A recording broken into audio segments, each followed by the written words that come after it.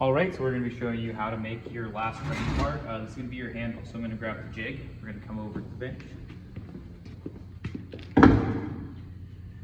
Okay, first thing I'm going to do is I'm not going to trust the person before me, so I'm going to make sure that I clear out all the chips. Okay, so I'm going to grab my air hose.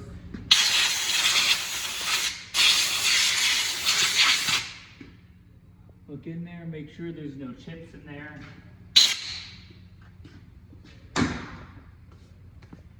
Okay, now I'm going to grab my handles. We already made this in part 1. We're now going to come in and slide them in. It's going to go up against this back register and then all the way in and up against that pin. Okay, so I'm going to press it in there, and then I'm going to come in here with my side ones first. Okay, just like that, and that holds the 2 pieces back up against the fence. But I got to make sure that I'm also pushed all the way in that way.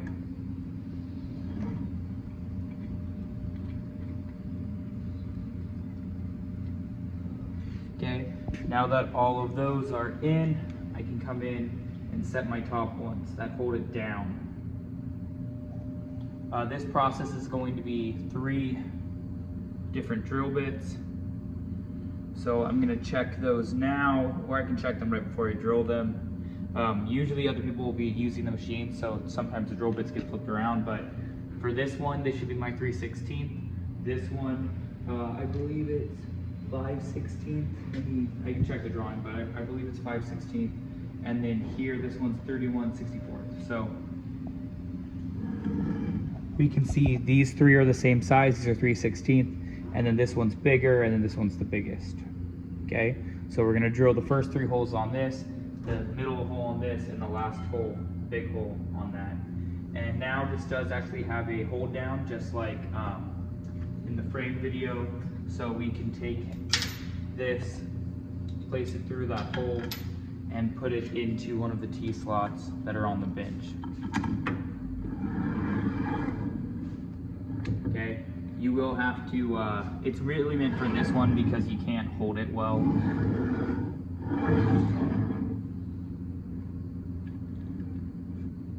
But I can now slide this and hit my other ones right here. And then I can do the same thing for our 3/16. So let's do that. We're going to start with our 3/16 holes. Okay, I set it all up so it's in the correct position, then I tighten it down. Now we're going to grab some cutting fluid, put cutting fluid in all my bushings. Okay. Remember, we want to put cutting fluid on what's not spinning, because if I put it on what's spinning, it's just going to flick all the fluid off. Every once in a while you can do that, but it's better to always put it on the face. Okay. Now we're going to come down and engage and drill through. Okay, I'm going nice and slow. I'm just letting the weight of my hand pull it down. When it gets to the end of the hole, it'll feel a little bit weird. That's how you know you're all the way through. Okay.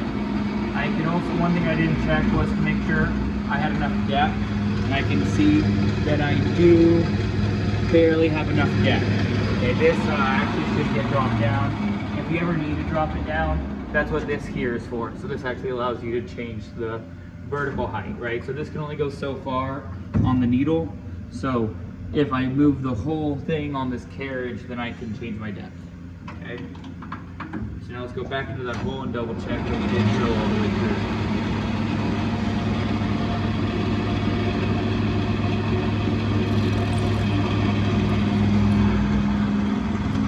Yeah, I went all the way through. Okay, now move my next hole. Pull up to loosen it. Slide it over. Go to my next.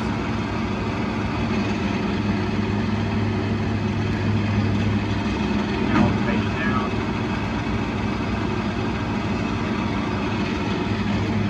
Remember, when everybody's drilling, we have no, and I can also use my arm to brace, but remember when we're drilling, No loose jewelry, no loose clothing, no jewelry, no rings, no necklaces, nothing that can get caught in the spindle, and I always try and keep my hands away.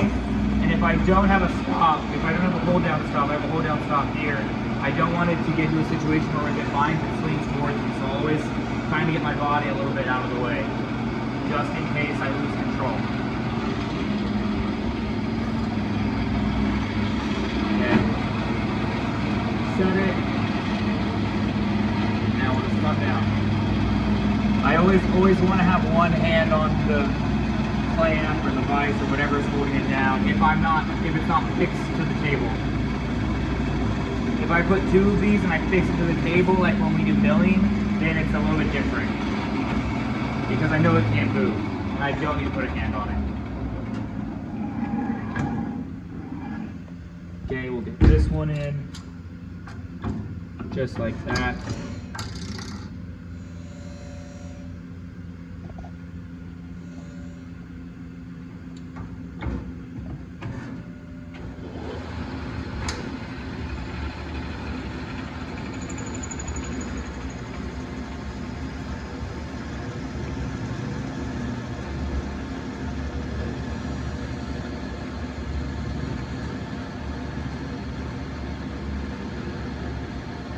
Go slow, let the weight of my hand, let the weight of my forearm, bracing it.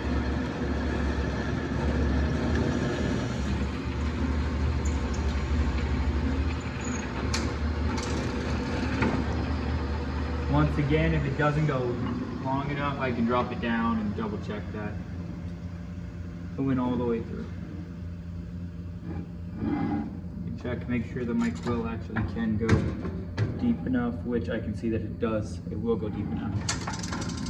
Okay. Now I might not be able to use this same hole.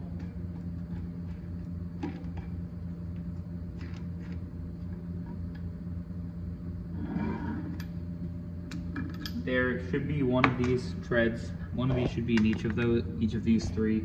I believe for this one I need underneath the middle one, so I'm just going to grab it like this and slide it over. It's also a good idea you could potentially blow the chips out before you do that, so that it'll have an easier path across. Or maybe not, maybe it doesn't want to go.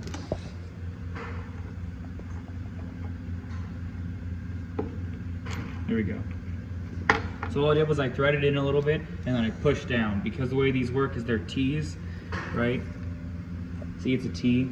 So when I tighten down, it lifts that T up and against it. So sometimes I just need to push it down, and so I can lock those threads in place and just whack it, and that'll prevent it from getting stuck. Because sometimes it gets stuck because of chips, or sometimes the cutting fluid and the chips combined make it want to stick.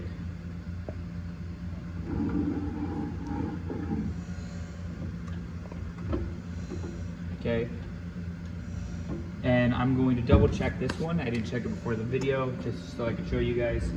Right, I can always use my drill gauge here, and now this says 31/64. I want 31/64. Let's see, and see how there's wobble in there.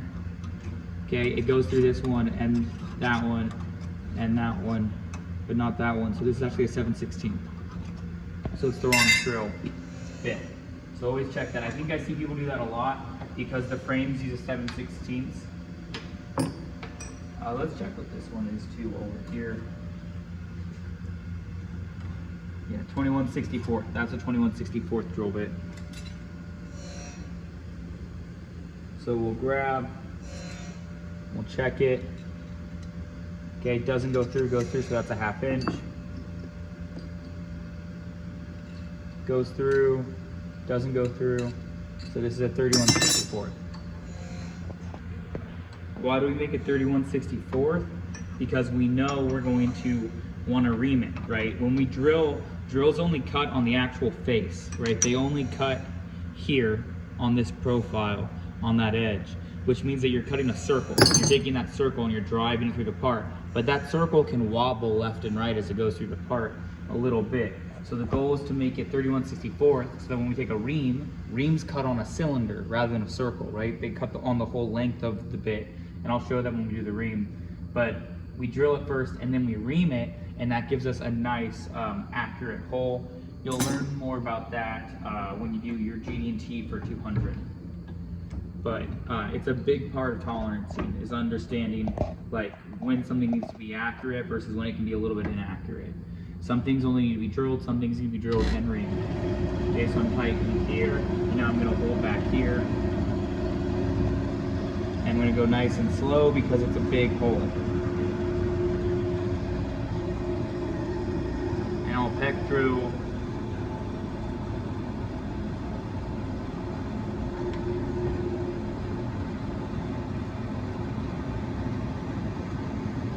Okay, you can hear it's cutting, I can see chips starting to fly out. I could also hold it like this.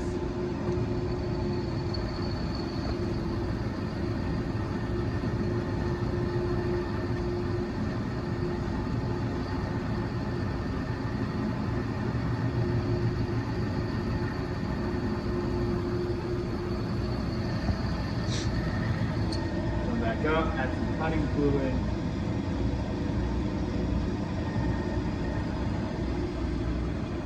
Back down.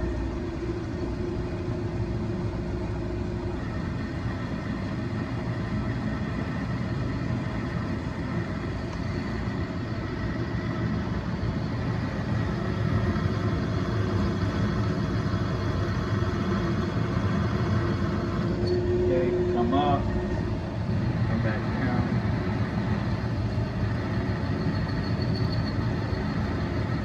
Come up, add some cutting fluid.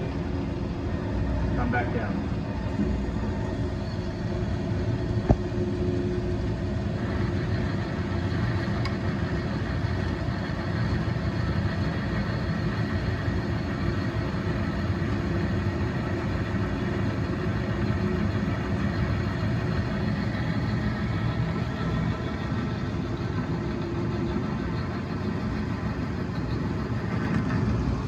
Take it all the way through.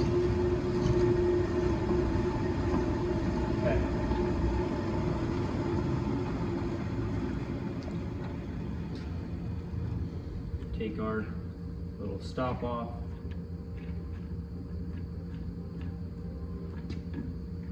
And sometimes these are hard to get out. But the first thing I'm going to do is loosen them a little bit. Okay. And now I'm going to grab my air hose and I'm going to try and blow as many chips off as I can before I start messing with it.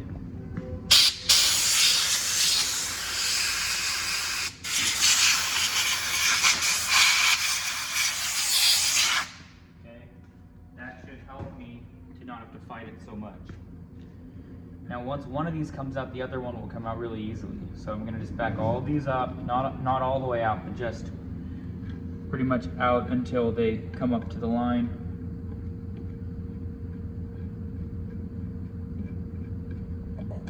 Okay, just like that. Now I can see I can't really move them. Let's loosen from the top too. Okay, and now I'm able to loosen and pull them right out because I made sure to blow my chips out.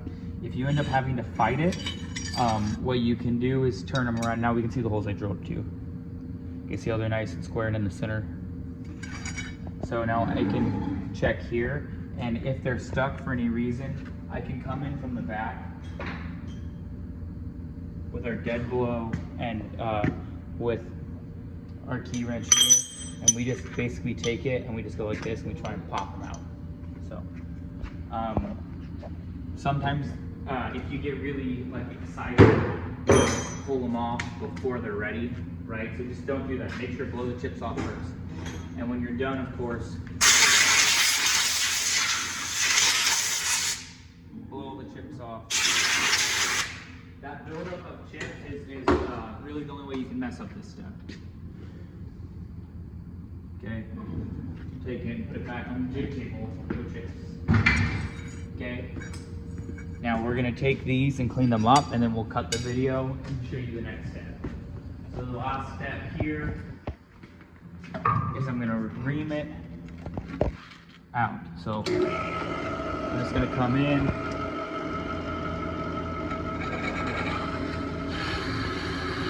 And just quickly ream it, just like that, boom. do the same thing over here.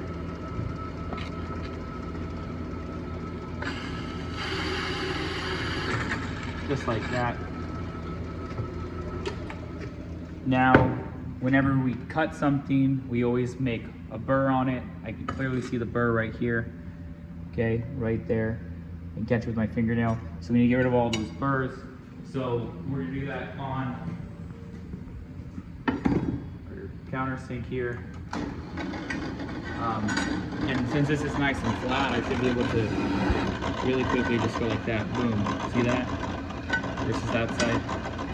Just a little bit. I could also do this before I do the reaming step. If I want to make it easier to get in there.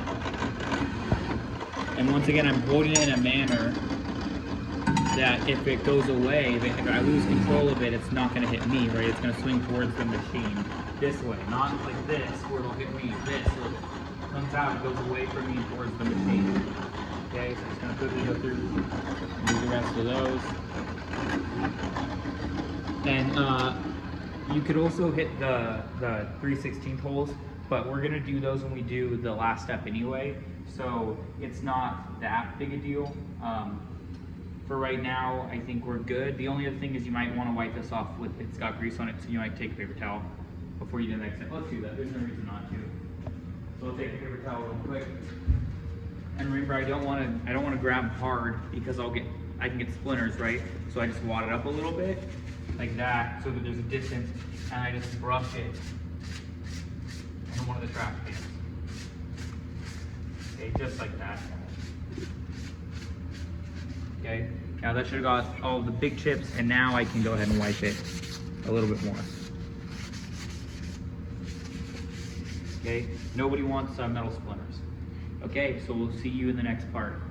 Okay, so now we're over here on our hydraulic press. We're going to be doing our spring pocket. So I'm going to be grabbing our jig that says on it, handle. Okay, because these are your handles. This is handle, okay? I'm gonna take it. Yeah, we can actually have a close-up of what I'm doing here. So I'm gonna go in and over the little nub, and then I grab this brass adjustment screw and I tighten it down, and that pushes it up against that fence. Okay, so it's all together now. We'll put it in, and the key here is I want to go to 7.5 on the dial. Come here. So that's 5, and that's 10. I want to go to 7.5. Okay.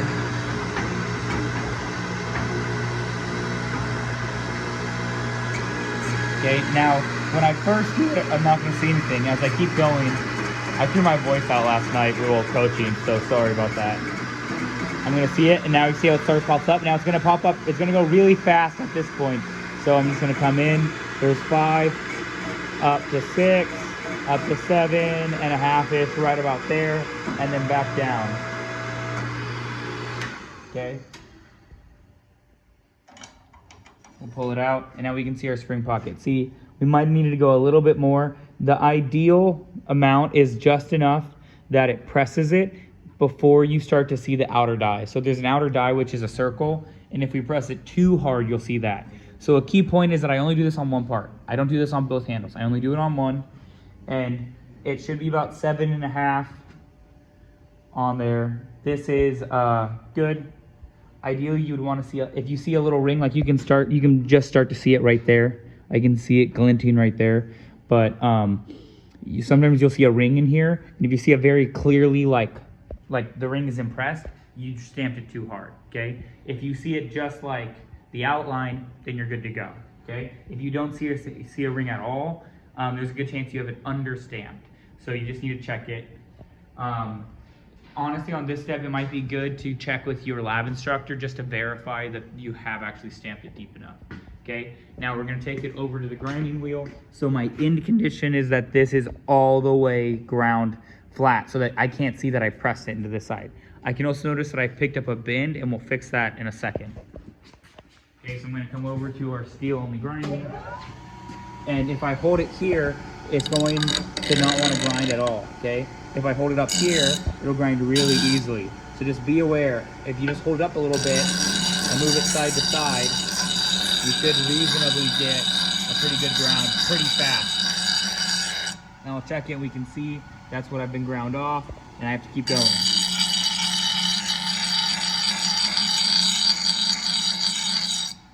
Okay, I'm pretty close.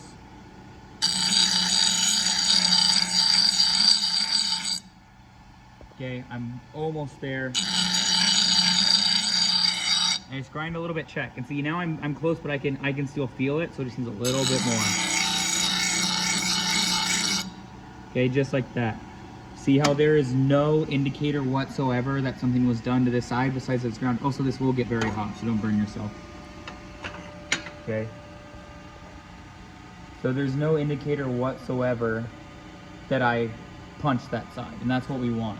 So now we'll come over to our anvil, and because my bend is here, right, I'm gonna put the side with the bow up, and I'm just gonna give it a whack.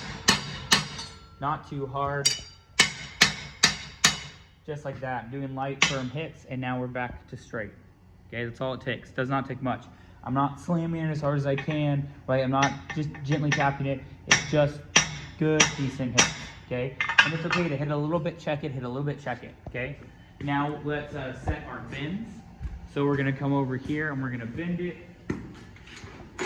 So I've got a jig right here for this. I'm gonna take it, I'm gonna place it in and up against the stop, and then I grab my little band saw and I come here, boom, boom, just like that. And that's making my marks. Right there and right there. And let me flip it over. I'll do the other side. Okay, just like that. Here and there, okay? Do them on both.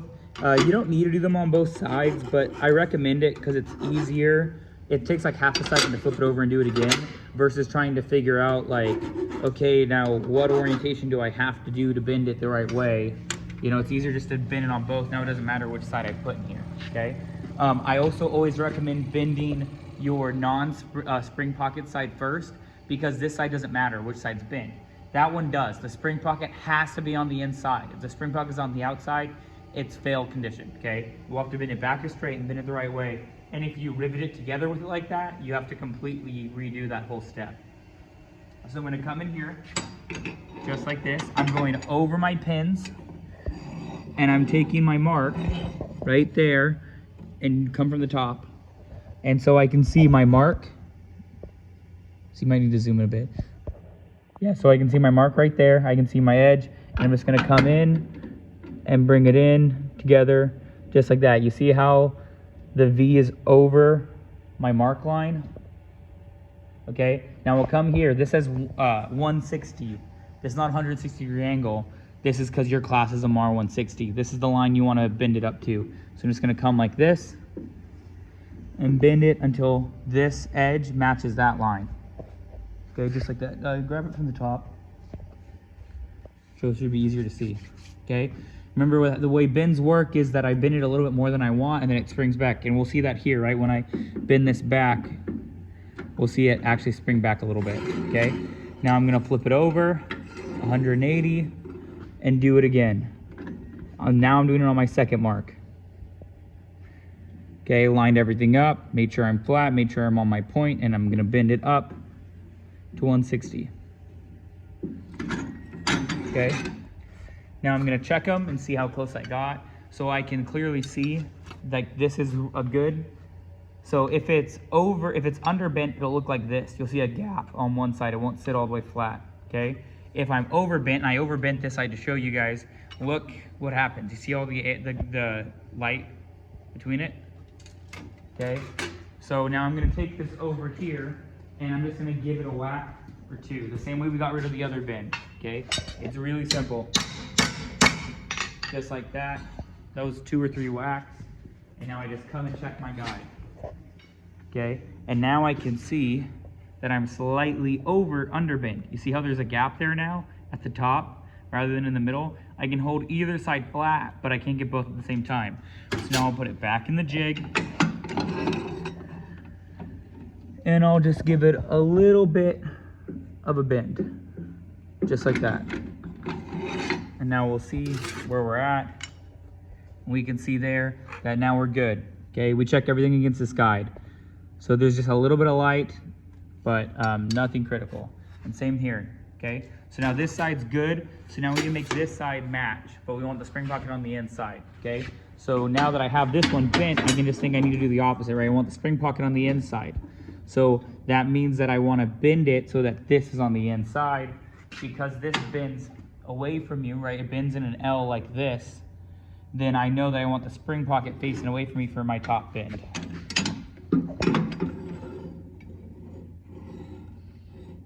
Okay, match up my lines, and then come up to 160.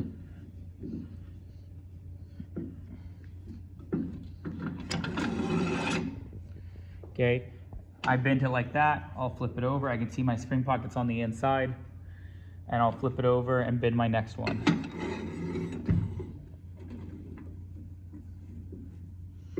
Right up to 160. Okay, I'll check them and see where I'm at. So see, that's a little bit underbent, and see that that one's a little bit overbent. So we'll come in here, and we'll just go just like that, and see where we're at. Okay, now they're both a little bit overbent, and they're very slightly. So if it's slight, I'm only gonna hit it once. Just like that.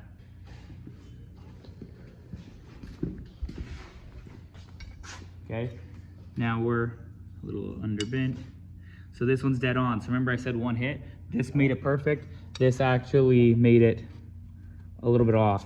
So we'll just hit it a little bit more on the bend.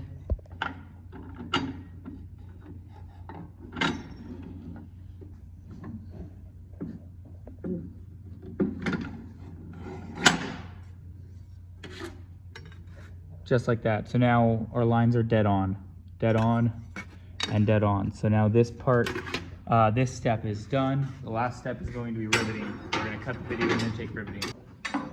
Okay, so now we're going to be showing you the last part of the handles, which is going to be deburring all these holes, drilling them out using the countersink. Sorry, reaming, I guess.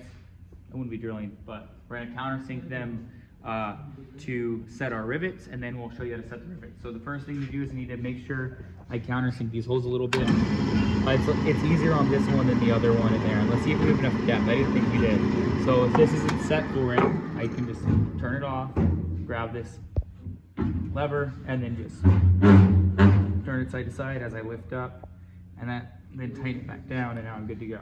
Okay? All right, so on the flat ones, it's gonna be easy, right? I come in and just go a little bit.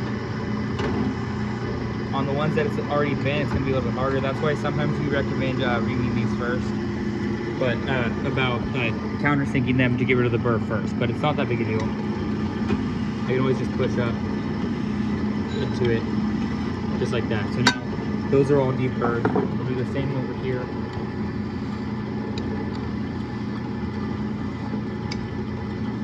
Remember, I'm just pushing up into it. Okay, now what we're gonna do is we're gonna set our rivet. So it doesn't matter which side you pick, you just gotta pick one and grab a rivet.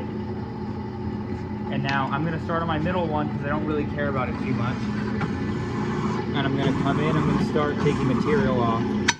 And my goal is to get to the point where my rivet sits flush. So I can see here that it's not flush. I can easily get a fingernail up under that.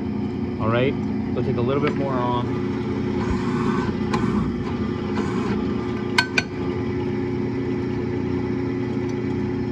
Okay, I'm really close there, but I can still catch it with my fingernail.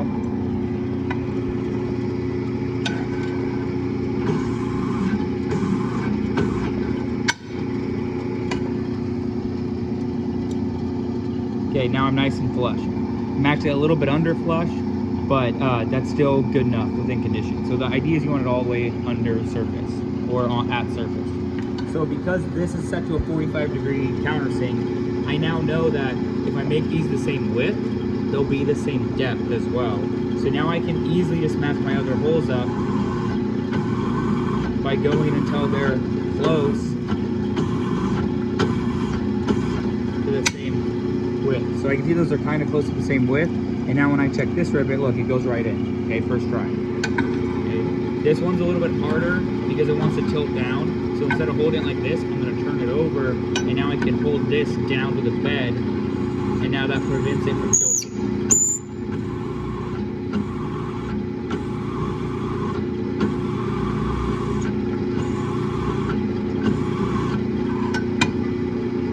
Okay, we'll check it and see that those are all now nice and flush. So now on my other ones, what I'm gonna do is I'm gonna go half as deep, okay? And remember that because of this being at a 45 degree, half as deep is also half as wide. So I can see that that's about half as wide, okay? And that's about what I want. So just repeat the same process. Remember, you're doing these on your outside one, so your bins should be like that.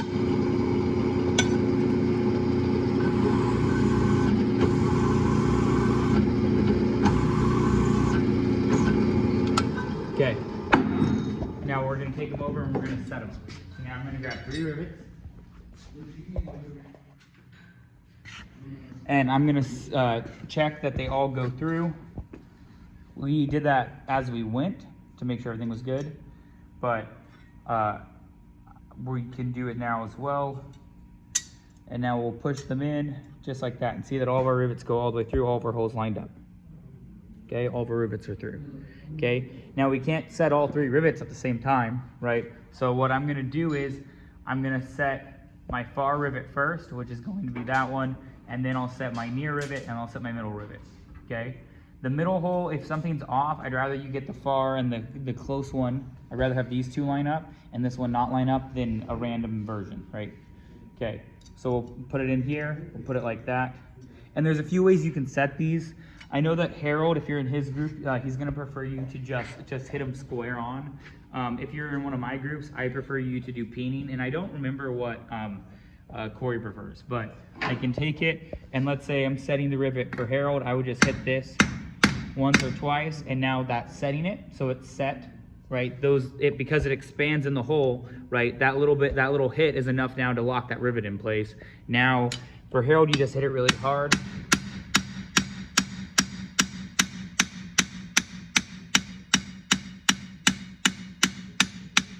And you set it just like that. See how it filled my hole?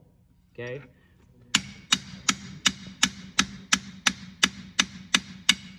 Okay. And I can make the rivet move whichever direction I hit in. So if I want it to move that way, I can hit it like this, right? If I want to move it this way, I can hit it like this, or like this, or like this. And it looks the same, but I'm actually turning it based on what I see. Okay. Now I'll set my next rivet. Okay, this one's the hard one to set because it's up on the edge and you have a good chance of making your bend off. So on this, I recommend getting to the middle and then holding it just on the edge, and then just take your time and set it, okay? Now, if you want to, this is actually a ball peen hammer, so it has a peening side. I can actually use my peening side to help me move the material a little bit faster.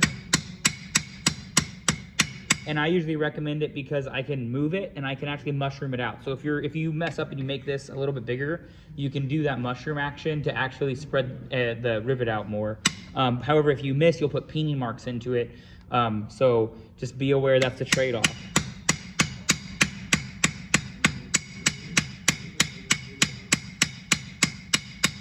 And my goal is to hit the middle, and then I'm just working out in a circle, just like that.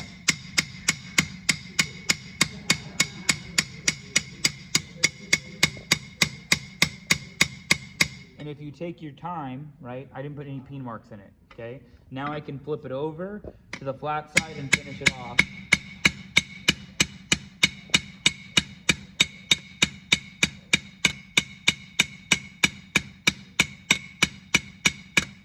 Okay, just like that.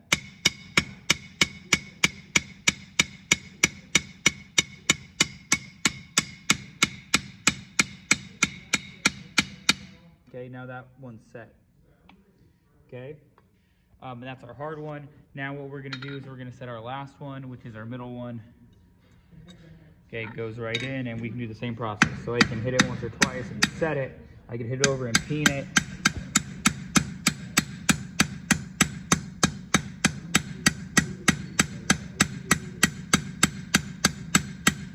Okay, now when I'm close to the end now, I can flip it over to the flat. And now I hit it hard.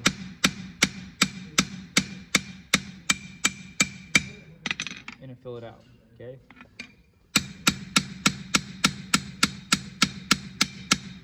Just like that.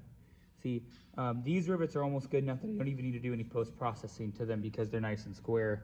But I've set so many of these, right? It's really easy. And I fixed so many of your guys's that it's really easy for me. You're gonna be doing it for the first time, so it's okay to go slow. When we hammer, remember, I don't come up and hit really hard because the anvil has bounce to it, okay? You see how little I'm actually moving my hand and how high the hammer is moving, okay? Let the hammer do its work, okay? I just want to hit it firm, which means I'm not going to be moving my whole arm. I'm really just using my elbow. I'm keeping my wrist pretty close to locked, and I'm just moving my elbow up and down, okay? And then if I want to adjust it, I can rotate my wrist up, over, and in, and that's how I hit it at different angles, right? Or I shove my whole arm into it to hit like that, or pull back, but it's mainly my elbow that's moving. We don't want to hit it hard, we want to hit it firm, right? I want to hit it with as much force going into the anvil rather than bouncing it off, okay? The last step here is if I don't have good rivets, right, and they're a little bit ugly, I can take them over here, put them in the vise, and come in with my orbital sander, and we'll just come in and we'll sand those. A key to this is because it's a circle, right? If I go into the middle, it's gonna walk around. I wanna pick an edge and try and keep it on an edge, okay? So either here or here. And I would recommend that people usually, I say like click around you and let people know, because if you, and this locks when you hold it down, right, the right way, it'll lock in place. Okay, this could throw the sparks in any direction. I don't really know until I start grinding it. So best rule of thumb for you guys is just pay attention to who's around you. Make sure also not to grab the head. If you grab the head, you will absolutely hurt your, I mean, it won't hurt you that bad, but it will scare you. So this is only a one-handed. If I want to hold it again, I can hold it down here. Okay. I can see that I'm throwing sparks that way. Okay, so those are cleaned up now. Now we can flip it over to the other side and clean those up as well.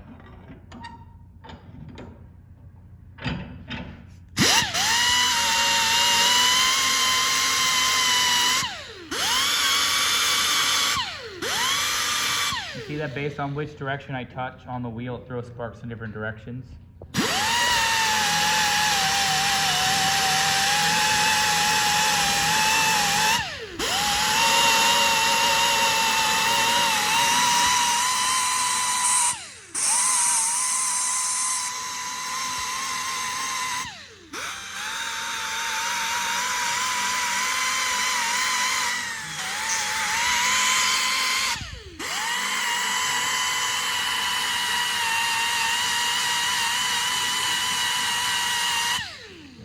Just like that.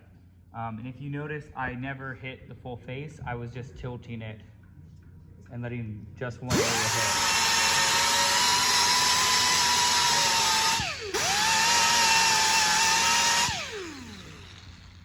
Let it fully stop before you put it down as well. Okay, so now we can see those, right? We can see that now they're nice and smooth. And the condition for this is I shouldn't be able to get a finger in there. Right? So if it's over the top, you need to sand it down so I can't catch a finger running over it. And if it's too thin, I need to make sure I flatten it out so it actually fills my gaps. But as you can see, if you do a good job, like besides this rivet, these two and these two are nearly indiscernible on which side I actually peened over and which side was the factory rivet, right? And that's the best condition, okay? What's the last step for this? We need to set our lab number. And you can do this before, you can do this right after you, right after you do step one, you could do this. But if I'm at this point, I might have a friend help me by holding my other end. I'm gonna grab my zeros because that's our lab number. And I usually recommend you guys stamp them on the end after your third rivet, because you're gonna have the handle go over this and it hides it, so it looks a little bit better. But I'm just gonna set them just like that. If I'm gonna get it powder coated, I also need to make sure that I set them pretty deep, right? So I might then lock them in again and hit them just a little bit harder, right? just like that. Okay, now your handle parts are done. Okay.